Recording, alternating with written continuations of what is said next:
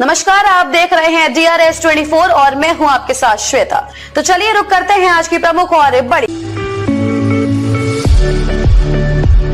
अब आपको बेटी की शादी की कोई टेंशन नहीं लेनी। संस्था करेगी आपकी मदद। आप शादी घर से भी कर सकते हो और संस्था द्वारा सम्मेलन से भी कर सकते हो।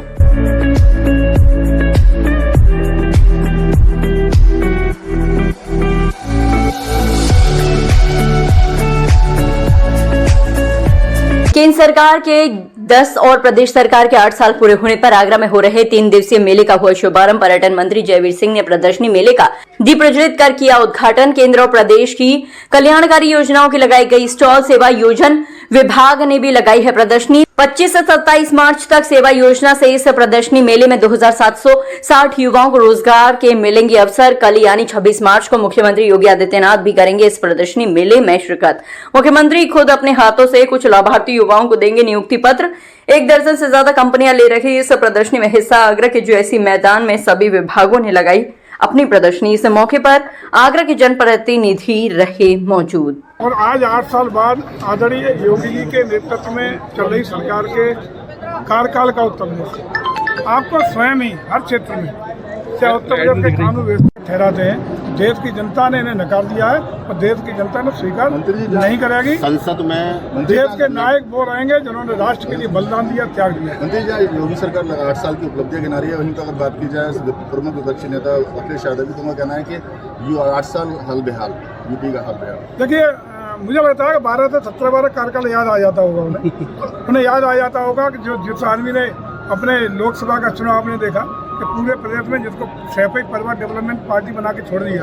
अगर यादव पूरे प्रदेश में एक भी ऐसा योग्य दिखाई नहीं पड़ा जिसको एक टिकट समाजवादी पार्टी दे देती। अगर 5 पार्लियामेंट के टिकट यादव समाज को दिए तो 5 सैफई परिवार को देने का काम किया हो।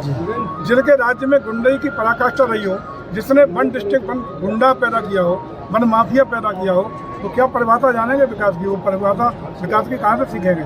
ऐसे लोग हताश हैं, निराश हैं और मुझे लगता है कि 0 पे आउट अगले 27 में होने वाला। कर्नाटक के मुख्यमंत्री के फैसले पर लोक कल्याणकारी जन कल्याणकारी योजनाओं को बेईमानी भ्रष्टाचार से मुक्त करा के लाभार्थी के दरवाजे तक पहुँचाने की बात करें, या उत्तर प्रदेश के बारे में लोगों की बदली हुई अवधारणा के बारे में बात करें। और देश और दुनिया का उत्तर प्रदेश के बारे में सोच बदल गया और उसी का परिणाम है कि जो सुशासन, जो सेवा, जो सुरक्षा का वातावरण बना है, उसी का परिणाम है कि ग्लोबल इन्वेस्टर समिट हो या अन्य तरीके से इन्वेस्ट करने की स्थिति हो। आज यदि कहीं देशी या विदेशी कोई इन्वेस्टर अगर इन्वेस्ट करना चाहता है तो उसकी पहली पसंद देश में उत्तर प्रदेश बन रहा है। अन्यथा सत्ता से पहले बीमारू राज्य, अपराधियों का राज्य, कोई भी वाइंड अप तो कर रहे थे लोग, जो उद्धव थे भी वाइंड अप करके भाग रहे थे। लेकिन उत्तर प्रदेश में किसी भी प्रकार का निवेश होना बंद हो गया था। अपराधियों का प्रदेश, गुंडों का प्रदेश, जमीनों पर कब्जे करने वालों का प्रदेश, चौथ वसूली करने वालों का प्रदेश, महिलाओं पर जुर्म जाति बलात्कार करने वालों का प्रदेश, अपराधियों का प्रदेश। वन डिस्ट्रिक्ट, आज हम वन डिस्ट्रिक्ट वन प्रोडक्ट दे रहे हैं। उस समय वन डिस्ट्रिक्ट वन माफिया चलता था जी। ऐसा प्रदेश था। आज ऐसा स्वरूप 8 साल में बदला है जिसका अनुसरण न सिर्फ हिंदुस्तान के विभिन्न राज्य कर रहे हैं बल्कि विदेशों में भी।